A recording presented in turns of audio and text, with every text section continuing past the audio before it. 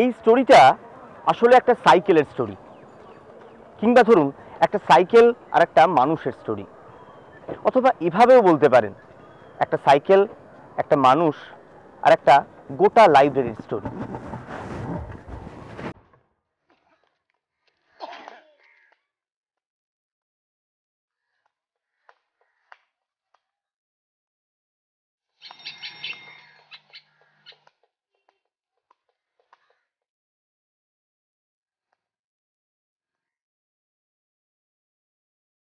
স্বপন কুমার নাগ, বয়স ৭০ ছুঁই ছুঁই।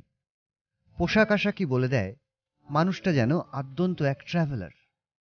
তবে কাঁধে রুকস্যাক নয়, তার সাইকেলের হাতলে থাকে থলে। আসলে গত ৪০ বছর ধরে একটা লাইব্রেরি চালিয়ে আসছেন স্বপনবাবু। লাইব্রেরি মানে মোবাইল লাইব্রেরি।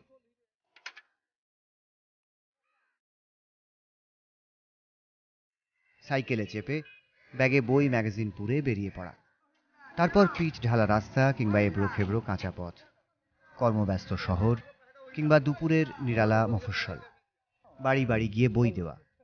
দূরত্ব সেখানে কোনো বাধাই নয়, যত দূরের পাঠক তত কাছের বন্ধু।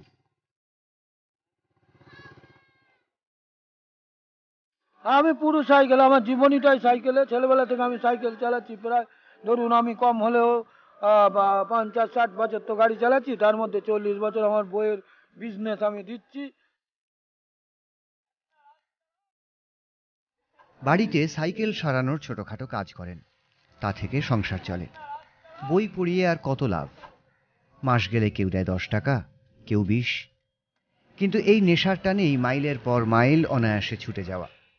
ভাবতে অবাক লাগে, অন্যের হাতে অক্ষর তুলে দিয়েও তিনি নিজে কিন্তু নিরক্ষর। এতদিনে অবশ্য কিছু কিছু পড়তে লিখতে শিখেছেন, আর তাতেই খুশি আপন ভোলা মানুষটি। গল্প পড়াতে পড়াতে, গল্প শোনাতে শোনাতে কখন যেন নিজেই একটা পুরো দস্তুর গল্প হয়ে গিয়েছেন। মাছ দিয়ে তাকে বেঁধে ফেললো, তখন বললো তোমার কি চাই বলো। রত্নাকর বললো আমার এখন চাই না। রত্নাকরকে বললো নন্দ আমার এখন চাই না, সেটা তুমি পরে নিতে পারো। সাইকেলে আমি বহু দূর দূর যাই। সাইকেলে আমি এই ধরুন আমার বারাসাত কালীতলা যাচ্ছি, আমি ধরুন রাজাহাট যাচ্ছি, আমি ধরুন আপনার সেই গড়িয়া ফড়িয়া এদিকে ধর্মতলা কলেজ সব জায়গায় ঘুরছি। এবং তারপর যেতে যেতে যেতে, না, নদীর সঙ্গে নয়, পথ বেয়ে চলা মানুষটির দেখা হয় এসব পথেই ঘুরে বেড়ানো কচি কাঁচা পশু পাখির সঙ্গে। জিরানোর ফাঁকে এদের সঙ্গে চুটিয়ে আড্ডা, তারপর আবার প্যাডেলে পা। আর যারা পথে নয় পথের পাশে থাকেন, সেই তথাকথিত শিক্ষিত সমাজ এই ভোলা ভালা লোকটাকে বুঝেই উঠতে পারেন না। কেউ বলেন খ্যাপা, কেউ বলেন বদ্ধ উন্মাদ। স্বপনবাবু অবশ্য বিলক্ষণ বোঝেন পর্যটনের সার কথা।